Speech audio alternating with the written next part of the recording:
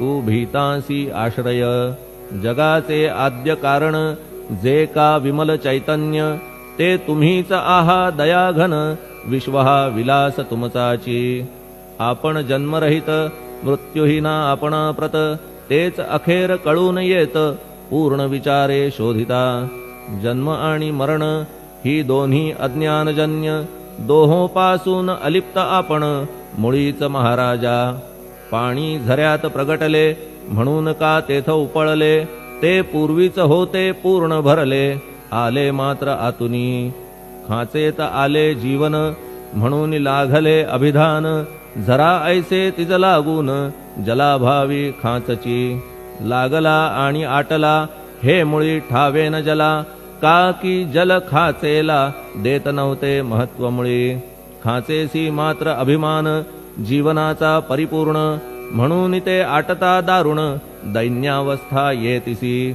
नरदेह ही खाच खरी शुद्ध चैतन्य विमलवारी, खाचा अनंत होती जरी तरी न पालट तोयाचा। म्हणून अजन्मा आपण मी म्हणतसे दयाघन, अज्ञान नगाच्या कंदना करण्या व्हावे वज्र तुम्ही। ऐशा खाचा आजवर बहुत झाल्या भूमीवर, हल्ली अजून होणार पुढेही कालावस्थेने। त्या प्रत्येक खाचे प्रत निराळे नावरूप मिळत, जेणे करून जगतात ओळख त्यांची पटतसे। आता चैतन्याप्रत मी तू म्हणणे ना उचित, का की जेथे न संभवते द्वैत तेची चैतन्य निश्चये। आणि व्याप्ती चैतन्याची अवघ्या जगाठाई साची, मग मी तू या भावनेची संगत कैशी लागते। जलमेघ गर्भीचे एकपणे एक साचे, अवतरणे भूवरी होता त्याचे भेद होती अनेक। जे गोदेच्या पात्रात ते गोदा म्हणून वाहिले जात, जे पडे कूपात तैसी न त्याची योग्यता। संतरूप गोदावरी तेथील तुम्ही आहा वारी, आम्ही थिल्लर कूप सरोवरी म्हणून भेद तुम्हा आम्हा।